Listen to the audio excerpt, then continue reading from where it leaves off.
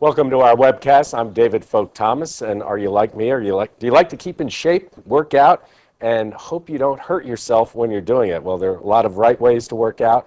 There's certainly a lot of wrong ways to work out. Even if you're doing it the right way, there's no guarantee you're not going to get injured in the process. And if you're doing it the wrong way, there's a pretty good chance you will get injured. Well, we're going to tell you what to do if you do get an injury while working out, whether it be playing tennis, playing basketball, or working out at the gym with weights. Joining me, a couple of experts on the subject. To my left is Jim Ramsay. He's the athletic director for the New York Rangers hockey team, or athletic trainer, I should say. And next to Jim is Dr. Jonathan Glashow. He's a sports medicine orthopedic surgeon at Lenox Hill Hospital in New York City. He's also a consultant to the New York Rangers, as well as numerous Olympic athletes. And gentlemen, thanks for joining us today. So let's start with you, Jonathan. Injuries, what's the first thing you want to do? Give us a common injury first that can come from working out. Well, injuries are an inevitable part of exercise and working out. We just try to minimize them in both frequency and intensity, I guess.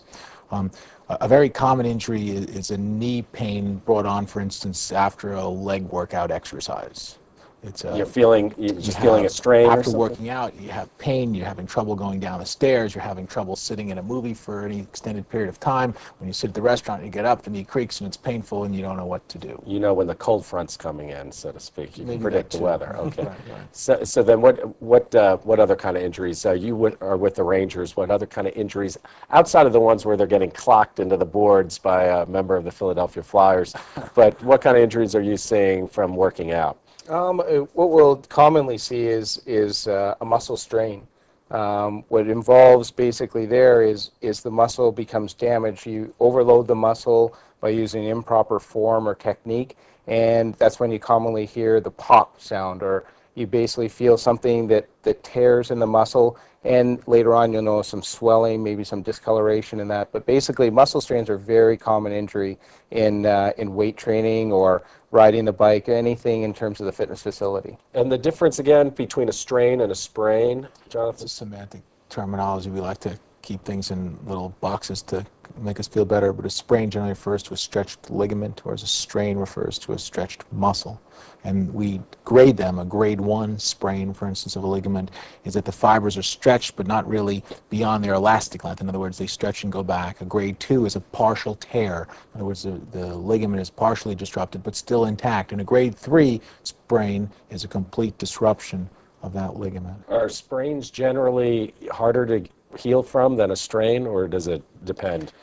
I guess it's hard to say. You'd have to identify which ligament. Some sprains never heal without surgery, or therefore never heal.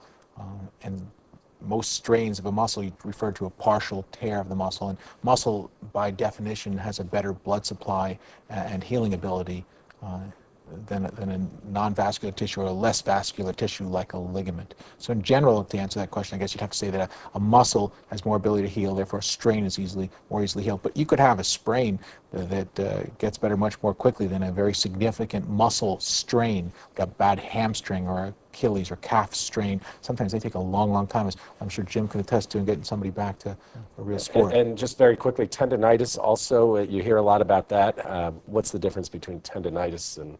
Tendinitis is more, muscle strains and sprains are more what we call an acute injury. Basically, it's an injury that occurs right away, and there's definitely a trauma that's damaged that muscle. You know how you did it. You're exactly. Like, I just sprained my ankle. Whereas a tendinitis comes on more gradually. It's an overuse type of injury. There's some inflammation, and Jonathan might be able to give you more of a structured definition, but there's definitely an inflammation of the tendinous part of a muscle. And that becomes from micro traumas, small little traumas that occur at the area where it inserts on the bone or some point along the tendon. And over time, those traumas just accumulate and cause a chronic inflammation of that tendon. And and Jonathan, let's get to then treatment for these injuries. Well, what do you do if you feel a strain, you've gotten a sprain or tendinitis? What's the best way to treat an injury? It's a slight danger of oversimplifying things, but in general, I think there's some basic rules that one can adhere to and still be safe. And any time a muscle or joint is injured or inflamed, we came up with this acronym, PRICE, which PRICE. The P is for protection. And to give an example of, say, of a knee injury, if somebody just their knee gave out when they were lifting too much weight or when they twisted on the basketball court, so they'd want to splint that knee either in a comfortable position and maybe put a wrap around it so it can't move. You'd want to rest it, therefore you wouldn't want to move it around. You'd want to ice it, and we can talk about the details of how much and how long. Compress it, keep it tight so it doesn't swell. We're up to the E, which is elevation. Keep it higher than the heart so the swelling comes down. So price then would be protection, rest, ice, compression, elevation. Correct. Now, protection, how does that vary from the compression part? Well, protection would mean that you wouldn't want it to be able to move. It's splint it, and compressing it means squeezing it so no blood can accumulate there. So they're similar but different. And what would your hockey players, Jim, is that price something that they're actively Live and die using? by? Exactly. Live and die by. Do they know it? It's like, oh, I got to go through the price thing now, or is it? Do you have to drill into them? You got to do that. They're still these are athletes that have been involved in some sort of professional sports from a young age, and they've been hurt, sprains and strains and tendonitis, and they know and live by the PRICE acronym.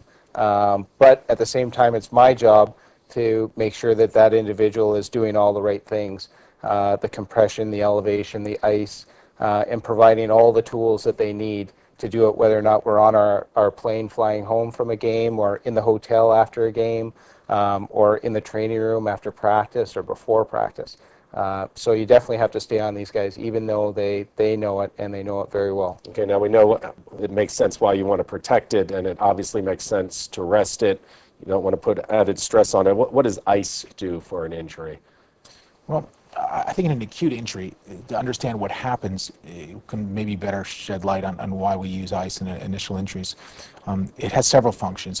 To take that knee injury just as an example, to go back to what we talked about, when the ligament's ruptured or you twisted the knee and it starts to swell, the body either has ruptured blood vessels within that ligament that's been torn, or within that muscle that was stretched and the blood vessels are ripped. I'm talking about not major blood vessels, but small, microscopic ones.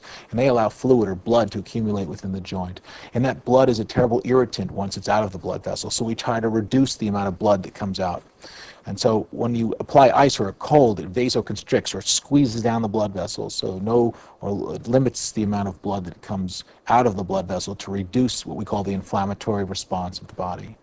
It also has ancillary side effects, like being cold is almost like an anesthetic. Now, how do you know? Everybody's like, they've heard about ice, but also people hear about heat pads and heating the muscles. How do you know when to put heat on something, when to put ice on it, and what does heat do that ice doesn't do? Generally, the philosophy around sports medicine is ice is an acute cure or treatment. You try and use it for, people say 24 hours, 48 hours, 72 hours.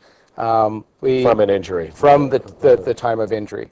What I try and emphasize with individuals, friends, family, people that, corner you in Madison Square Garden is that the vendors. Exactly. I use what I call the touch method, and what that is I have the individual ice for that initial 24-hour period, and my philosophy is I like to have that individual ice as often as I can, so 10 to 15 minutes every hour, whatever's functional for that person. If they're at work, they can't necessarily do that.